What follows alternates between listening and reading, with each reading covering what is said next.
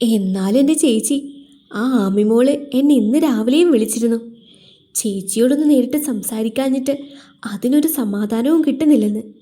ചേച്ചി അതിനെ ഒന്ന് വിളിക്കുന്നേ. അന്ന് ആമിമോള് ഇവിടെ നിന്ന് ഇറങ്ങിപ്പോയി അന്ന് നീ കണ്ടതല്ലേ? നിന്റെ മുൻപിൽ വെച്ചല്ലേ അവരെൻ്റെ ഫോൺ വാങ്ങി വെച്ചത്. ഇവിടുന്ന് പുറത്തേക്ക് പോകാനും അവരെനിക്ക് സമ്മതം തന്നിട്ടില്ലല്ലോ. ചേച്ചി ചേച്ചി എൻ്റെ ഫോണിൽ നിന്ന് വിളിച്ചോ. അവർ കാണാതെ ഞാൻ നോക്കിക്കോളാം. അവർ കാണുന്നതോ കണ്ടു കഴിഞ്ഞ് കിട്ടാൻ പോകുന്ന തല്ലോ ഒന്നുമല്ല എൻ്റെ വിഷയം. എൻ്റെ മോൾ ഇവിടെ നിന്ന് ഇറങ്ങിപ്പോയ അന്ന് മുതൽ പ്രാഗി കൂട്ടുകയാ അച്ഛനും മോനും അവളെ.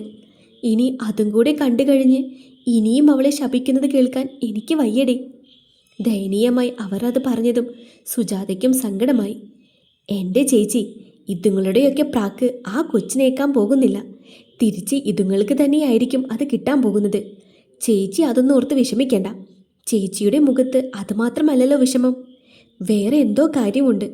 ഇന്നലെ ഞാൻ പോയപ്പോൾ ചേച്ചി ഇത്രയും സങ്കടത്തിലായിരുന്നില്ല. എന്തു പറ്റി? അവരാരെങ്കിലും ചേച്ചിയെ ഉപദ്രവിക്കുകയോ മറ്റോ ചെയ്തോ? നീയുടെ കാര്യം ഓർത്തിട്ടാ സുജാതെ എനിക്ക് പേടി. എന്ത് കാര്യത്തിനാ ചേച്ചി? സ്വയം വരുത്തി വെച്ചതല്ലേ? അനിയത്തിയുടെ ഭർത്താവാണെന്ന് അറിയുന്നതല്ലേ? എന്നിട്ടും എന്തിനാ ആ കൊച്ചിനെ കെട്ടണമെന്ന് ഇങ്ങനെ വാശി പിടിക്കുന്നത്? രണ്ടു പേർക്കും ഒരുപോലെ ഇഷ്ടം തോന്നിയാലല്ലേ ഒന്നിച്ച് ജീവിക്കുമ്പോൾ സന്തോഷം ഉണ്ടാകത്തുള്ളൂ. ഇതൊക്കെ മനസ്സിലാക്കാനുള്ള ബുദ്ധിയും പ്രായമൊക്കെ ആയതല്ലേ ആ കൊച്ചിന്. അതല്ലടി, ഇത്രയും ദിവസം വഴക്കും ബഹളവും ഒക്കെ ഉണ്ടാക്കാതിരുന്നപ്പോൾ എൻ്റെ മനസ്സിൽ ഒരു സമാധാനമുണ്ടായിരുന്നു. അവള് മാറിത്തുടങ്ങിയെന്ന് ഞാൻ കരുതിയിരുന്നു. പക്ഷേ ഇന്ന് എന്താ ചേച്ചി, ഇന്ന് എന്തെങ്കിലും പ്രശ്നം ഉണ്ടാക്കിയോ ഇനിയെ കുഞ്ഞ്? അതായിരുന്നുവെങ്കിൽ പിന്നെയും സമാധാനമുണ്ടായേനെ. പിന്നെന്താ ചേച്ചി? ഇന്ന് നീയയ്ക്ക് ചായ കൊടുക്കാൻ പോയത് അമ്പിയാണ്. അവൻ അവിടെ ചെന്നപ്പോൾ നീയെ കിടക്കുകയായിരുന്നു. ടേബിളിൽ ഉറങ്ങാൻ വേണ്ടിയുള്ള മരുന്നും ഒരു ബ്ലേഡും ഉണ്ടായിരുന്നു. അവൻ ആദ്യം പേടിച്ചു പോയി. പിന്നെ വിളിച്ചപ്പോൾ മോൾ എഴുന്നേറ്റു. അപ്പോളാ അവന് സമാധാനമായതെന്ന്.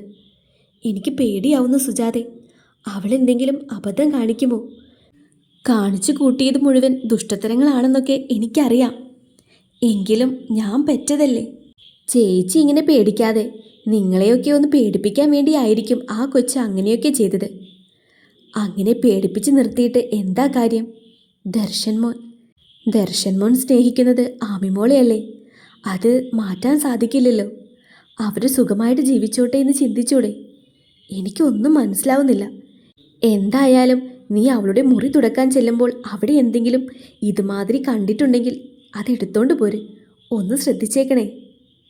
ചേച്ചി പേടിക്കാതെ, ഞാൻ നോക്കിക്കോളാം. നീ എന്തിനാ രാവിലെ എന്നോട് കോഫിയുമായിട്ട് വരാൻ പറഞ്ഞത്? മാത്രല്ല, നിന്റെ മുറിയിൽ ഞാൻ സ്ലീപ്പിംഗ് പിൽസൊക്കെ കണ്ടത് അമ്മയോട് പറയാൻ പറഞ്ഞത് എന്തിനാ? എനിക്കൊരു പിടുത്തവും കിട്ടുന്നില്ലല്ലോ. നിയയുടെ മുറിയിലിരുന്ന് സംസാരിക്കുകയായിരുന്നു നിയയും രാമചന്ദ്രനും അമ്പിയും. ദർശൻ ആമിയെ വിളിച്ചിട്ട് പോയതിനു ശേഷം അവൾ മുറിവിട്ട് പുറത്തിറങ്ങിയിട്ടില്ല. ദേഷ്യത്തോടെ വീട്ടിലുണ്ടായിരുന്നതെല്ലാം നശിപ്പിക്കുകയും എല്ലാവരോടും ദേഷ്യപ്പെട്ട് തട്ടിക്കയറുകയും ഒക്കെ ചെയ്ത് അവൾ മുറിയിലേക്ക് കയറിപ്പോയി. പിന്നെ അവിടെ തന്നെയായിരുന്നു അവളുടെ ഇരിപ്പ്. അമ്മ കൊണ്ടുവന്ന് കൊടുക്കുന്ന ഭക്ഷണം എന്തെങ്കിലും കഴിക്കും, അല്ലാതെ ആരോടും മിണ്ടാനോ ഒന്നിനും അവൾ നിന്നിരുന്നില്ല. എന്നാൽ അന്ന് രാവിലെ നീ അമ്പിയെ വിളിച്ച് കുറച്ച് കാര്യങ്ങൾ പറഞ്ഞേൽപ്പിച്ചു.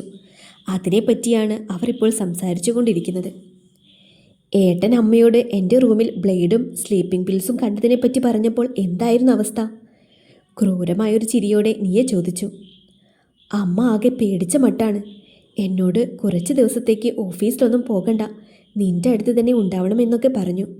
പക്ഷേ നീ എന്തിനാ ഇതൊക്കെ എന്നോട് പറയാൻ പറഞ്ഞത്?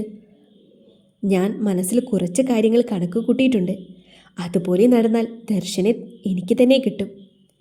നീ എന്താ കാര്യങ്ങൾ ഉൾക്കൊള്ളാൻ ശ്രമിക്കാത്തത്? ദർശൻ അവൻ ആമിയെ സ്നേഹിക്കുന്നത്. അവർ രണ്ടുപേരും ഇപ്പോൾ ഒരുമിച്ചൊരു ജീവിതം തുടങ്ങിയിട്ടുണ്ടാകും. ഇല്ല, ആ ഒരു ഭയം എൻ്റെയും ഉള്ളിലുണ്ടായിരുന്നു. പക്ഷേ മറ്റൊരു വഴിക്ക് ഞാൻ അന്വേഷിച്ചറിഞ്ഞു. ആമി ഇപ്പോഴും അപ്പാർട്ട്മെൻറ്റിൽ തന്നെയാണ് താമസിക്കുന്നത്. 2 ആഴ്ചയ്ക്ക് ശേഷം അവർ ഒരിക്കൽ കൂടി വിവാഹം കഴിക്കുകയാണ്. അതിനുശേഷമേ അവർ ഒന്നിച്ചൊരു ജീവിതം തുടങ്ങൂ. അതുവരെ നമുക്ക് സമയമുണ്ട്. അതിനുള്ളിൽ ഞാൻ വിചാരിച്ചതുപോലെ നടന്നാൽ പിന്നെ ദർശനെ എന്നിൽ നിന്നും പിരിക്കാൻ ആർക്കും പറ്റില്ല. ഉറപ്പോടെ നീയ പറഞ്ഞു. എന്താ നിന്റെ മനസ്സിലിരിപ്പ്? നീ ആദ്യം അത് പറ. അവൾ തൻ്റെ മനസ്സിലുള്ള കാര്യങ്ങൾ അമ്പിയോടും അച്ഛനോടും പറഞ്ഞു. ഇതൊക്കെ നടക്കുമോ മോളെ? രാമചന്ദ്രൻ നിസ്സഹായതയോടെ ചോദിച്ചു. നടക്കും, നടക്കണം, നടന്നേ പറ്റൂ. ഇതും കൂടി പിഴച്ചാൽ പിന്നെ നീ ഉണ്ടാവില്ല. അവളുടെ ആ സംസാരത്തിൽ ഉള്ളിലെ പകയും പറഞ്ഞതെല്ലാം സത്യമാണെന്നൊരു ഭാവവും ഉണ്ടായിരുന്നു. അമ്പിക്കെല്ലാം മടുത്തു തുടങ്ങിയിരുന്നു. ചെയ്യുന്നതെല്ലാം വിപരീത ഫലമായി തങ്ങൾക്ക് തന്നെയാണ് വന്നു ചേർന്നുകൊണ്ടിരിക്കുന്നതെന്ന് അവന് മനസ്സിലായി തുടങ്ങി. പക്ഷേ നീയയെ വേദനിപ്പിക്കാൻ വയ്യ. അതുകൊണ്ട് അവർക്കൊപ്പം നിൽക്കാൻ തന്നെ അവൻ തീരുമാനിച്ചു. ശരി, നമുക്ക് ആ ഒരു അവസാന ശ്രമം കൂടി നോക്കാം. മോൾക്കൊപ്പം ഏട്ടനുണ്ട്. കാർത്തു അത്യാവശ്യമായി സൈൻ ചെയ്ത് വാങ്ങേണ്ട കുറച്ച് പേപ്പർ ദർശനിൽ നിന്നും വാങ്ങാനായി അവൻ്റെ ക്യാബിനരികിലേക്ക് നടക്കുകയായിരുന്നു കാർത്തു. അപ്പോഴാണ് നിഖിൽ പുറകിൽ നിന്നും വിളിക്കുന്നത്. അവൾ തിരിഞ്ഞു നോക്കിയപ്പോൾ ഒരു ചിരിയോടെ അവൻ അവൾക്കടുത്തേക്ക് വന്നു. നിഖിലേട്ടൻ എന്താ ഇവിടെ? സൈറ്റിൽ വർക്കൊന്നുമില്ലേ ഇന്ന്? ഈ സമയത്ത് അവൻ ഇവിടെ വരുന്നത് പതിവല്ലല്ലോ എന്ന് കരുതി അവൾ ചോദിച്ചു. നശിപ്പിച്ചു. നിന്നെ കണ്ട സന്തോഷത്തിൽ ഓടി വന്നതാ ഞാൻ. എന്നിട്ട് വന്നപ്പോൾ പെണ്ണ് ചോദിക്കുന്ന ചോദ്യം കേട്ടില്ലേ? അല്ലെങ്കിലും നിന്നെ പറഞ്ഞിട്ട് കാര്യമില്ല. ആ അപ്പനെ കണ്ടല്ലേ നീയും പഠിക്കുന്നത്. ഇത്രയും നാളും ഇവിടെ വരുമ്പോൾ അപ്പൻ്റെ ചോദ്യങ്ങൾ മാത്രം പേടിച്ചാൽ മതിയായിരുന്നു. ഇപ്പോൾ അതെ, കെട്ടിയോളുടെ ചോദ്യം ചെയ്യലും പേടിക്കേണ്ട അവസ്ഥയിലാണ് ഞാൻ. എൻ്റെ നിഖിലേട്ടാ, ഏട്ടൻ ഈ സമയത്ത് ഇവിടെ വരാറുള്ളത് പതിവില്ലല്ലോ എന്ന് കരുതി ചോദിച്ചെന്നേയുള്ളൂ. അതിന് ഇത്ര ദേഷ്യപ്പെടുകയൊന്നും വേണ്ട. അവൾ അവനെ കുറുമ്പോടെ നോക്കിക്കൊണ്ട് പറഞ്ഞു.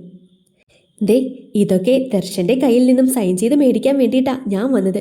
സൈൻ കെട്ടിയ ഉടനെ സ്ഥലം കാലിയാക്കിക്കോളാം. ഇനി അതോർത്ത് എൻ്റെ കൊച്ചു പേടിക്കണ്ട. എന്നാ വാ, നമുക്ക് ഒന്നിച്ചു പോകാം. ഉരിച്ചിരിയോടെ അവനോട് പറഞ്ഞുകൊണ്ട് അവളും അവനൊപ്പം തന്നെ നടന്നു.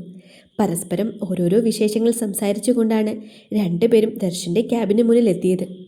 അതുകൊണ്ട് തന്നെ അനുവാദം ചോദിക്കുന്ന കാര്യം ഇരുവരും വിട്ടുപോയി. അവളോട് സംസാരിച്ചു കൊണ്ട് തന്നെ നിഖിൽ ഡോർ തുറന്നു.